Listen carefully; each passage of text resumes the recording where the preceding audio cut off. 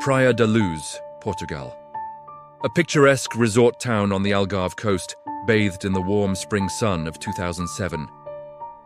For the McCann family, it was the perfect setting for a much-needed holiday with friends. But on the night of May 3rd, this idyllic scene would shatter, giving rise to one of the most haunting and perplexing mysteries of our time. A little girl, just days away from her 4th birthday, vanished without a trace from her holiday apartment, leaving behind a profound silence and a question that continues to echo around the world. What happened to Madeleine McCann? Let's rewind to that fateful evening. Kate and Jerry McCann were dining with friends at a tapas restaurant, just a short walk from their ground floor apartment number 5A at the Ocean Club Resort. Their 3 children, Madeleine and 2-year-old twins, were asleep inside. The group of friends, known as the Tapas 7, had a system of checking on the children throughout the evening. At around 9:05 p.m., Jerry McCann checked on his children and found everything was fine. Madeleine was sleeping peacefully in her bed, the twins in their cots. But just under an hour later, at 10:00 p.m., Kate McCann went to check. The scene she discovered would become every parent's worst nightmare. The children's bedroom window was open, the shutter raised. The twins were still asleep, but Madeleine's bed was empty. The alarm was raised immediately. A frantic search began, first by the parents and their friends, then by resort staff and fellow holidaymakers, their panicked calls echoing through the quiet resort. By 11:10 p.m., the Portuguese police, the GNR, had arrived, and by the early hours of the morning, the border police and airports were put on alert. But Madeleine was gone. The initial hours of any missing person case are critical, and the investigation into Madeleine's disappearance was immediately under intense scrutiny. The Portuguese Polícia Judiciária took over. The first 24 hours saw a massive search effort involving hundreds of police officers and volunteers combing the beaches, streets, and surrounding areas of Praia da Luz. But from the outset, the investigation was plagued with difficulties. There were criticisms of the initial crime scene preservation, with dozens of people having entered the apartment before it was properly secured.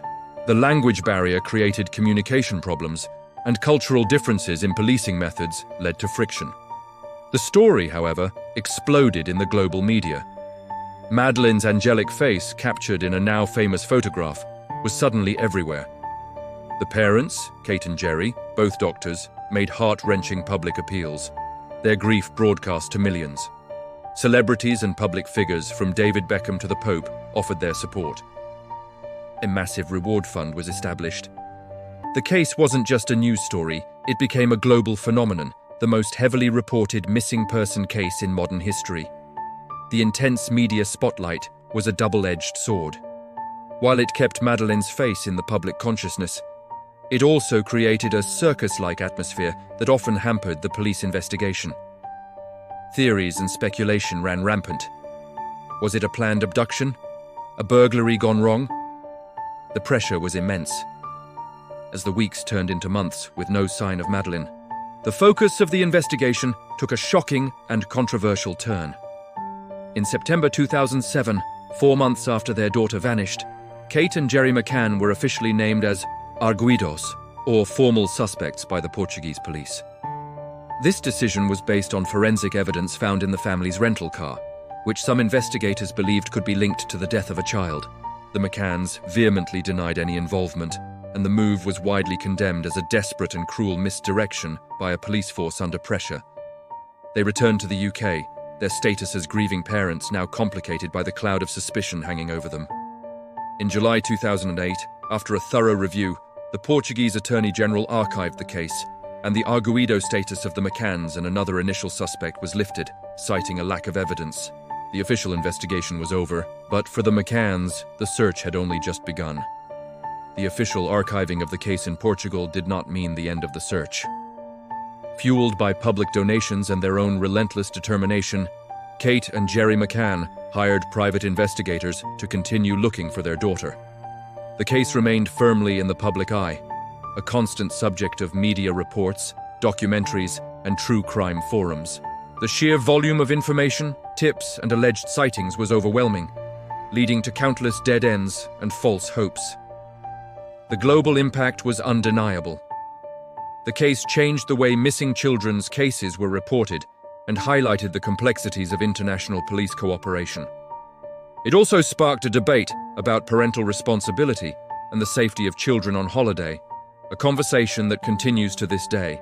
The McCann's unwavering campaign to find Madeleine ensured she was never forgotten, turning their personal tragedy into a symbol of hope and enduring parental love in the face of unimaginable loss.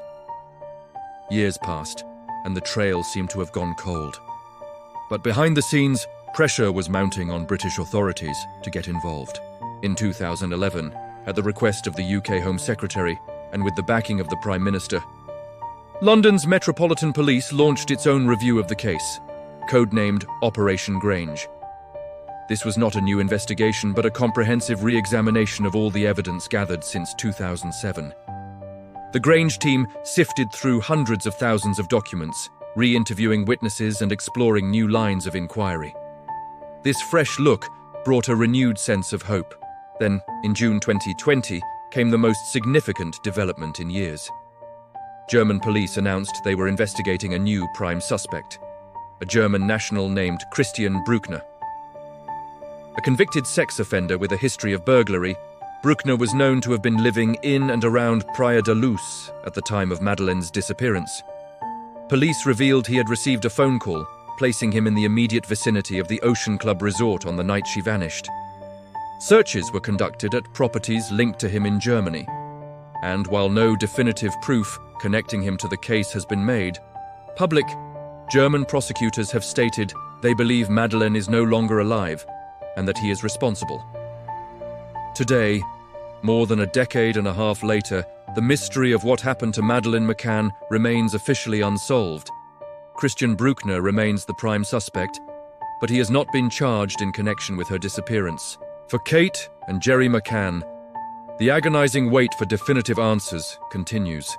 They have never given up hope of finding out what happened to their daughter, holding an annual vigil and maintaining the Find Madeleine campaign. Their poignant message remains the same. We will never give up. The disappearance from apartment 5A is more than just a cold case. It's a story of loss, resilience, and a global community captivated by the search for a little girl in pink pajamas. It's a stark reminder of how a perfect holiday can turn into an enduring nightmare, and how a family's love can fuel a search that has spanned continents and decades, all in the desperate hope of one day bringing their daughter home. Thank you for watching. Don't forget to subscribe for more deep dives into the stories that shape our world.